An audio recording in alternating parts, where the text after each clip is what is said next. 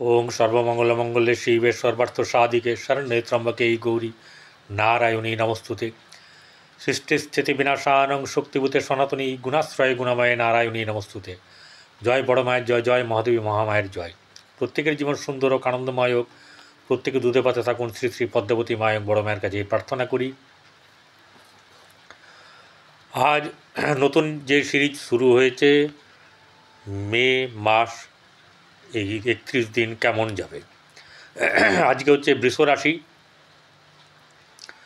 বৃষ রাশির এই মাসে অনেক দায়িত্ব আছে, অনেক সচেতন থাকতে হবে। নিজের ওপরে নির্ভরযোগ্যতা, আত্মবিশ্বাস, এই ব্যাপারগুলো ঠিকভাবে থাকতে হবে। ভালো আছে, সঙ্গে তো সমস্যা থাকবে। কোনো গ্রহ ভালো, কোনো গ্রহ মন্দ, কিন্তু আফটারঅল ভালো। এই পয়লা মেতে গোচরে কোন ঘরে কোন গ্রহ অবস্থান করছে সেটা তো একবার জানব, এবং এটাও জানব সঙ্গে কোন গ্রহ আবার স্থানান্তর হচ্ছে, অর্থাৎ এক রাশি থেকে আরেক রাশিতে যাবে। যেটা হচ্ছে প্রথমেই বলি, পয়লা মের রাশি চক্র।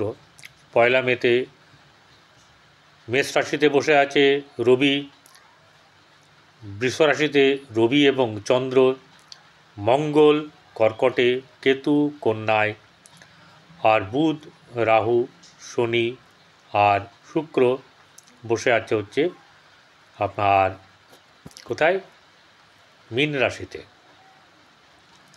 দেখুন, বর্তমান সময়ে কেউ পাত্তা দেন, কেউ পাত্তা দেবেন না, মানে যার যার তার ব্যাপার।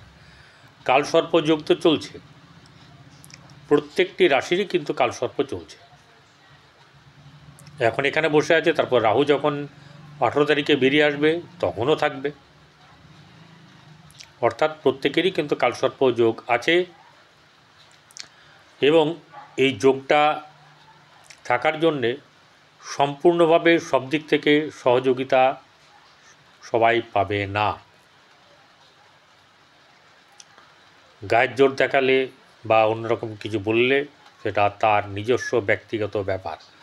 জ্যোতিষ সে কথা বলে না, কে মানল না মানল তা নিয়ে জ্যোতিষের কিছু আসে যায় না। এবার আমরা দেখে নেব যে একদম গোড়া থেকে যে কোন কোন রাশি থেকে কোন কোন গ্রহ স্থানান্তর হবে বা গ্রহ সঞ্চার করবে, সেটা আমরা জেনে নিই। চলুন। 30শে বৈশাখ 14ই মে রাত্রি 12টা বেজে 12 মিনিট গতে রবি মেষ রাশি থেকে বৃষ রাশিতে যাবে। চন্দ্র মিথুনের মৃগশিরা নক্ষত্র থেকে যাত্রা শুরু করবে এবং কর্কটের পুষ্যা নক্ষত্রে গিয়ে 31 দিন কভার করবে, ওখানেই সমাপ্ত হবে। মঙ্গল কর্কটেই থাকবে। বুধ 6ই মে, ধরা যেতে পারে 7ই মে থেকে আপনার এই মীন রাশি থেকে মেষ রাশিতে প্রবেশ করবে এবং ফল দিতে শুরু করবে। বৃহস্পতি 30শে বৈশাখ অর্থাৎ সেই 14ই মে মিথুন রাশিতে আসবে। কোথা থেকে না, বৃষ রাশি থেকে মিথুনে আসবে। শুক্র 31শে মে একদম মাসের শেষে আসবে এবং সেটা সেদিনকে সকাল 11টা 34 মিনিটে মেষ রাশিতে আসবে। তাহলে পুরো মাসটা মেষ রাশিতে থাকছে না, থাকছে হচ্ছে সেই মীন রাশিতেই। যদিও মীন রাশি শুক্রের জন্য শুভ। শনি মীন রাশিতে চলে গেছে গত মাসে 29শে আপনার মার্চ, গত মাসের আগের মাসে। রাহু 18ই মে মীন রাশি থেকে কুম্ভ রাশিতে আসবে এবং ওই 18ই মে কেতুও কন্যা রাশি থেকে সিংহ রাশিতে যাবে। এই হচ্ছে গিয়ে গ্রহের সঞ্চার। বৃষ রাশির জাতক জাতিকাদের এই মে মাস কেমন যাবে। এই রাশির জাতক জাতিকাদের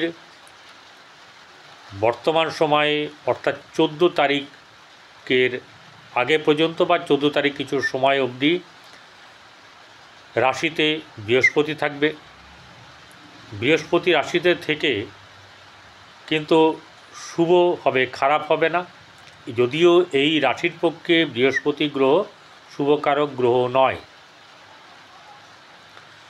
এই রাশি যেহেতু শুক্র এবং বৃহস্পতি একে অপরের ঘরে আছে, অর্থাৎ ক্ষেত্র বিনিময় যোগ, এক্ষেত্রে এই রাশির জাতক জাতিকারা প্রথমেই একটা ভালো সুযোগ বা ভালো শুভ কিছু ঘটনা তাদের জীবনে ঘটবে, এবং খারাপ যদি থাকেও সেটাও কিন্তু তাদের অতটা খারাপ হওয়ার ব্যাপার থাকবে না।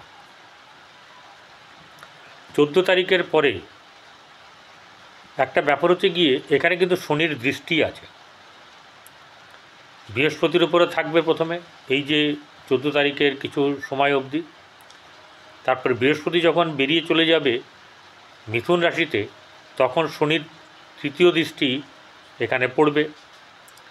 এই জায়গাটাতেই আমি বলছি আপনাকে সচেতন থাকতে হবে, অর্থাৎ ভুল ভ্রান্তি, ইচ্ছাকৃত ভুল বা জেনে শুনে ভুল করা আপনার পক্ষে কিন্তু সমস্যার সৃষ্টি করবে।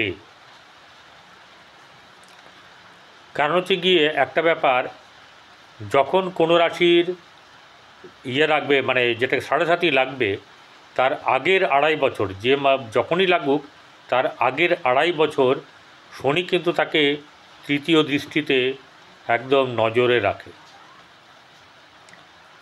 যদিও বলি বৃহস্পতি কিন্তু এই রাশির শনির কিন্তু তার রাজ্য কারক গ্রহ, তবুও তার দৃষ্টি যেহেতু আছে সেহেতু ভাই একটু সাবধান তো থাকতেই হবে, সচেতন থাকতে হবে, নিজের প্রতি নিজের নজর এই ব্যাপারগুলো কিন্তু রাখতে হবে, নচেত কিন্তু সমস্যার মুখে পড়তে হবে। চলে আসবো এবারে বৃষ রাশির জাতক জাতিকাদের আর্থিক দিক থেকে শুভ যাবে। অর্থ নিয়ে খুব বেশি কিন্তু মানে খারাপের তো ব্যাপারই নেই, অর্থ নিয়ে চিন্তার ব্যাপারও নেই। এবারে একটা কথা হচ্ছে গিয়ে এখানে একটা প্রশ্ন করতে পারেন অনেকেই, কই আমার তো ভালো যাচ্ছে না, বা আমার ভালো যাবে না, আমার অমুক তমুক ইত্যাদি। আরে মশাই, ব্যাপারটা হচ্ছে গিয়ে আপনার জন্মকুণ্ডলিতে রাশি মানে শুক্র সে ভালো নেই, দ্বিতীয় পতি সে হয়তো ভালো নেই, সাফল্যর জায়গা সেটা ভালো নেই, এরকম ধরনের গ্রহর গিয়ে যদি আপনার জন্মকুণ্ডলিতে অশুভ অবস্থায় থাকে, তার জন্যে তো গোচর দায়ী নয়, তার জন্যে আমার কোনো বলাও দায়ী নয়, কারণ আমি গোচর ফল বলছি, কারোর জন্মকুণ্ডলী বিচার করছি না। হ্যাঁ, এখানে একটা কথা বলে রাখি, যারা আমাকে এতদিন ধরে সাবস্ক্রাইব করেছেন তাদেরকে অসংখ্য ধন্যবাদ জানাই, এবং যারা দেখাবেন মনে করছেন তারা 8906781462 এই নাম্বারে যোগাযোগ করবেন। আপনারা দেখছেন জ্যোতিষ আচার্য পরিতোষদের এই জ্যোতিষ চ্যানেল, প্রত্যেককে এই চ্যানেলে স্বাগত।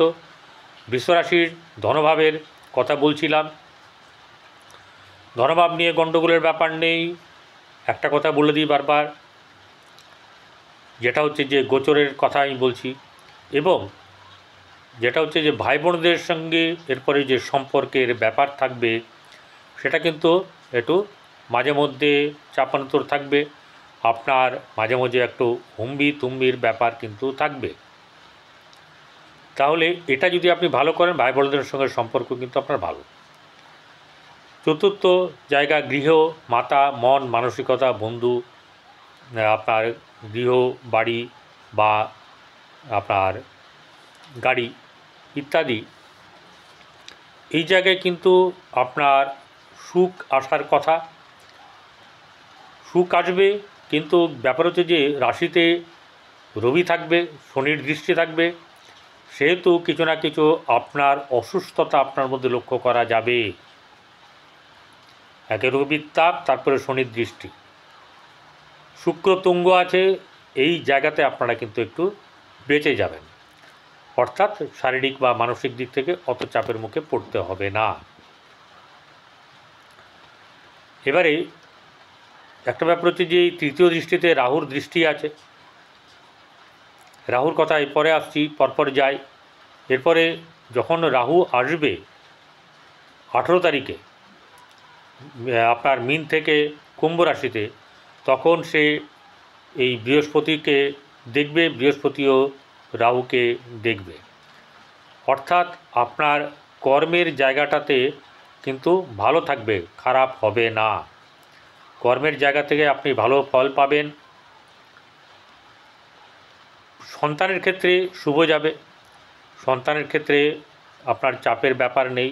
প্রেম সম্পর্কিত ব্যাপারে কিন্তু আপনার খুব বেশি ভালো কিন্তু কিছু নেই।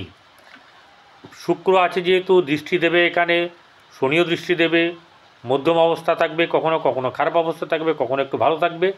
আফটার অল কিন্তু খারাপের দিকটা একটু বেশি যাবে, কারণ বুধ আপনার দ্বাদশে চলে আসবে। এবারে হচ্ছে গিয়ে এই যে আপনার সপ্তম জায়গা, সেটা হচ্ছে ব্যবসা বাণিজ্যের জায়গা। সেই জায়গাটাতে কিন্তু রবি আসার পরে কিছুটা শুভ হবে, কিন্তু বহু শুভ হওয়ার যে ব্যাপার সেটা কিন্তু হবে না। কারণ রাশিপতি এই সপ্তম ভাবের অধিপতি মঙ্গল নিঃস্ব থাকবে, এখানে বৃহস্পতির দৃষ্টি নেই, এবং 18 তারিখের পরে রাহুরও দৃষ্টি এখানে থাকবে না, মধ্যম অবস্থা থাকবে। ভাগ্যভাব আপনার শুভ যাবে, ভাগ্যর ব্যাপার শুভ যাবে, চাপানুতর থাকবেই কিন্তু শুভ যাবে। আফটারঅল আপনার কর্মক্ষেত্রেও লাভ হবে এবং আপনার সহসা প্রাপ্তির যোগ আছে।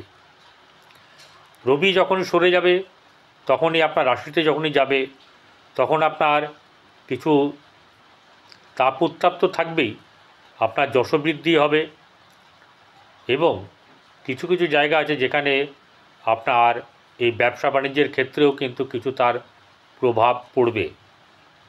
সেই প্রভাবটা কিন্তু খুব বেশি অশুভ নয়, শুভই যাবে। বৃহস্পতির যে গোচর করছে তাতে আপনার ভালো। বুধ গোচর করছে যখন দ্বাদশে আসছে, এই বুধ দ্বাদশে থাকলে কি হবে, আপনার আয় ব্যয়ের সমতা কিন্তু থাকবে না। অর্থাৎ ভালো রোজগার করলেও সেই রোজগারটাকে টিকিয়ে রাখা বা ধরে রাখা বা সঞ্চয় করা, এগুলোতে কিন্তু আপনার খুব একটা শুভ হবে না। কেতু যখন আসছে, কেতু আপনার চতুর্থভাবে চলে আসবে। এই চতুর্থভাবে কেতু আসাতে আপনার সুখকে কিন্তু বিনষ্ট করবে। এই চতুর্থভাবের অধিপতি রাশিতে বসে থাকবে, যখন রাশিতে এসে বসবে তখন থেকে শুভ হবে, কিন্তু কেতু থাকলেও কেতু মাঝে মাঝে কিন্তু ডিস্টার্ব করে মায়ের শারীরিক দিক, মানসিক দিক, এটা চাপ সৃষ্টি করবে, কারণ রাহুর দৃষ্টিও তো এখানে আছে।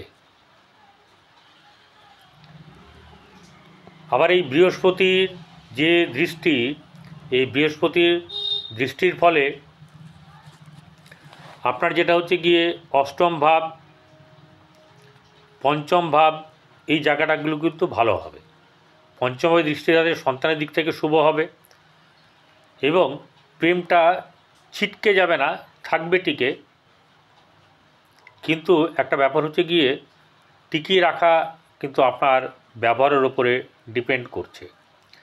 আর অষ্টমে যখন যাবে, এই অষ্টমকে যখন দেখছে আপনার এই বৃহস্পতি, সেই সময়তে কিন্তু আপনার অষ্টমের যে অশুভ ব্যাপার সেগুলো থেকে আপনাকে কিন্তু রেহাই দেবে।